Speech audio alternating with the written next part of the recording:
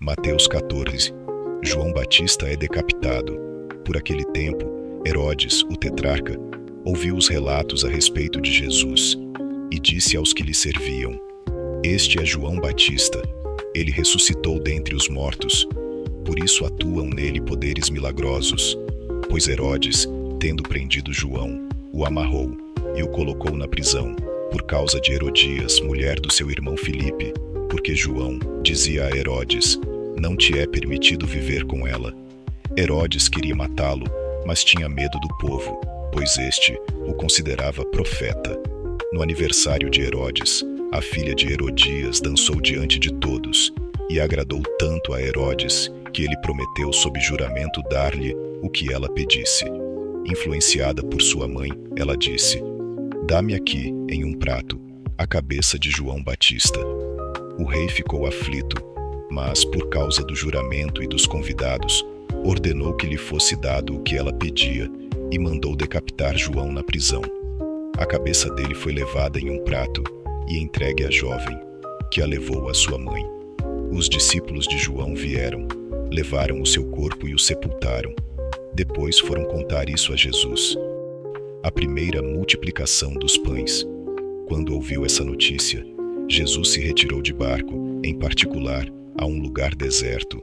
As multidões, ao ouvirem falar disso, saíram das cidades e o seguiram a pé. Quando Jesus saiu do barco e viu uma grande multidão, teve compaixão deles e curou os seus doentes.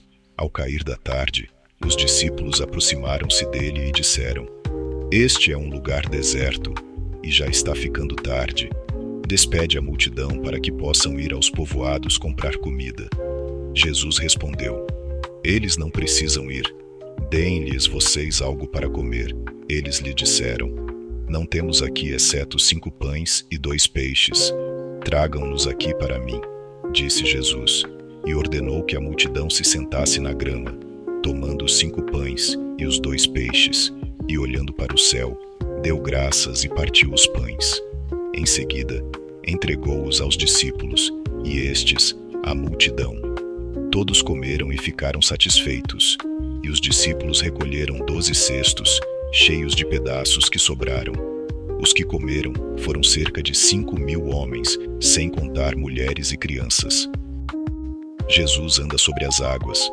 Logo em seguida, Jesus insistiu com os discípulos que entrassem no barco e fossem adiante dele para o outro lado, enquanto ele despedia a multidão. Tendo despedido a multidão, subiu sozinho a um monte para orar. Ao anoitecer, ele estava ali sozinho, mas o barco já estava a considerável distância de terra, fustigado pelas ondas, porque o vento soprava em sentido contrário. Alta madrugada, Jesus dirigiu-se a eles andando sobre o lago. Quando o viram andando sobre o lago, ficaram aterrorizados e disseram: É um fantasma! E gritaram de medo. Mas Jesus imediatamente lhes disse: Tenham coragem, sou eu, não tenham medo. Senhor, disse Pedro, se és tu, manda-me ir ao teu encontro sobre as águas.